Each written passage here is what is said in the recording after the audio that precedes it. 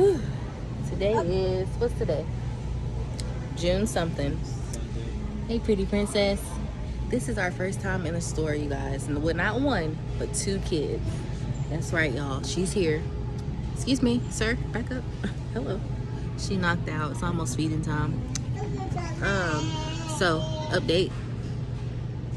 Can you see her through here? Probably not. Update. We had that chunky lady. That chunky baby.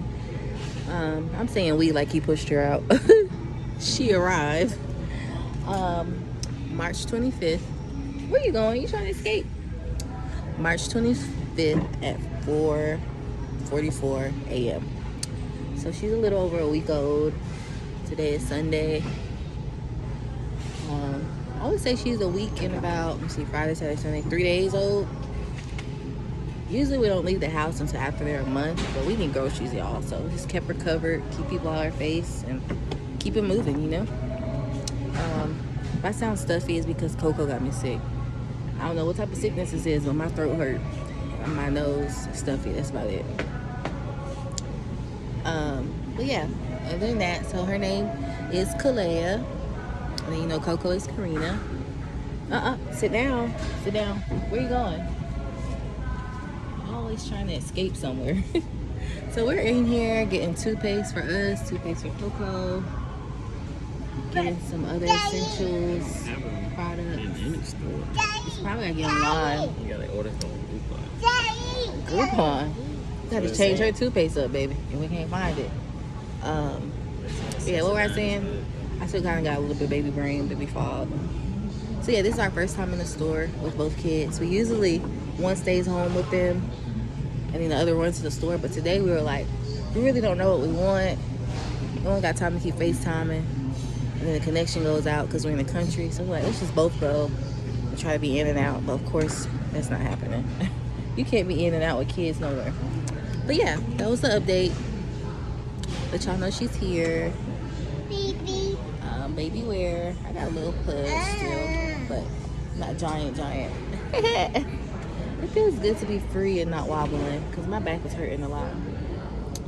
But yes, I'm breastfeeding. You stuck.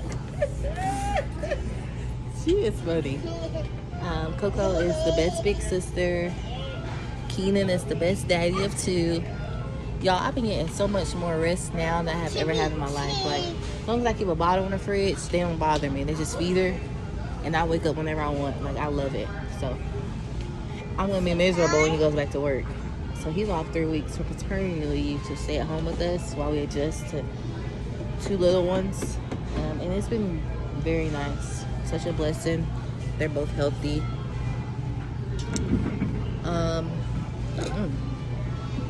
It's hot today, y'all. What's today's date? I know it's Sunday, but I don't know the date. June 4th. There we go, y'all. Oh, today is Chris' birthday? Let me tell him happy birthday. Yeah, we don't be knowing what day it is, the day of the week, or nothing. You need to get in here and sit down. You can't push the cart. So yeah. Also, I can go ahead and give you all the labor stories. So we were in and out the hospital for like a week straight since May 18th because we thought she was coming that day. I ended up being 4 centimeters dilated, but my water hadn't broke yet. So we got sent back home twice. And then the third time, which was on May 25th, my water didn't break, but I thought it did because it was fluid leaking nonstop. And then I started having pain. Like, I wasn't having no pain or any of the contractions until the day of, which is similar to Coco's. No pain until the actual day of labor. And it happened so fast. So this happened around 2:30. I called Keenan and I called our church family because Coco had to go somewhere. Luckily, my mom was in town, so Coco went up the street with my mom, and I had to rush to the hospital through the ambulance, and they were so helpful. They helped me pack the bag for both the babies, and they were playing Usher music for me to distract myself during the contractions. The drive was not short at all, because where we live, up further up north in Georgia, every other town is 30 minutes from us. So, shout out to everybody who helped us that day. You guys are awesome. So long story short, we made it to Cartersville Piedmont Hospital right at 3:30 a.m. Keenan arrived around 3:50. The baby arrived at 4:44 a.m. So you can see how it was like boom, boom, boom. Usually when a baby's born, you do skin to skin and you do the first feeding. We didn't see her for hours because she was suffering from meconium aspiration, which is when the baby swallows her own poop. And she had ingested a lot of it. So they went straight to like trying to pump her and get on antibiotics and fluids. She was having trouble breathing, and then once they got her breathing well, she was breathing irregularly, which is just too fast. Like, so she was born at 4:44 a.m. Like I said, we didn't technically meet her until around 3 p.m. How many hours is that? Almost 12 hours later. You don't understand how hard that was to see her through a window with all these wires.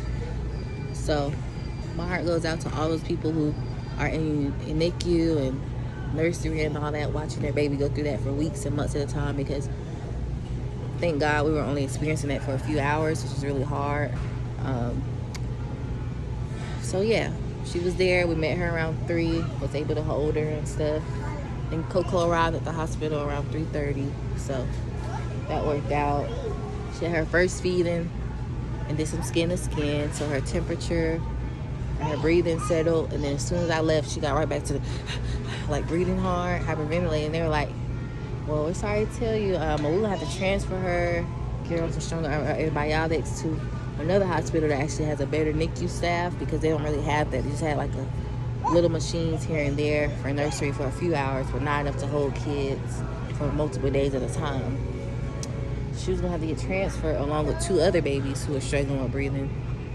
And like my heart just dropped. Like, I just met her, now she's about to leave again. And they were telling me, well, when she gets transferred, you can't ride with her. And I'm like, the fuck? So yeah, it worked out by the grace of God. An hour later, they were like, surprise, she's doing much better. You can go ahead and feed her. We'll keep her on this IV and monitor her.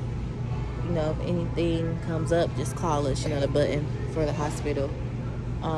So basically every hour her IV went off when it was time to put more in it, and it just was like that for the next few days. So like I said, she was born on Thursday at 4:44 a.m. We were able to leave the hospital Saturday around 5 p.m. That was our first night home, and it's just been head over heels from then, like just doing what we can day by day to take care of these 2 beautiful girls. Y'all know I wanted a son, but it's okay. At least we know what to expect with little girls, and we still had a few of the clothes safe when Coco was small, so it worked out. Family and friends, we appreciate y'all support and y'all prayers, so that's been helpful as well. So yeah, stay tuned for more videos of the Lyons family. We need to go ahead and finish shopping. We've been in the same spot for what, 10 minutes now? So let's finish. Me and Coco gotta take some medicine and lay down so we can get all this yucky germs out and be healthy. Because we don't want to get Keileya and Keenan sick. But I don't know what's going around. I've been hearing a lot of things going around in the air. The temperature change, from cold to hot, back to back. But yeah, we hope y'all have a great day. Thanks for listening. We'll see y'all next time. Peace. Say peace, Lyons family. Coco, peace, peace. She having her a good time. Bye, Coco. Bye, Coco. All right, y'all.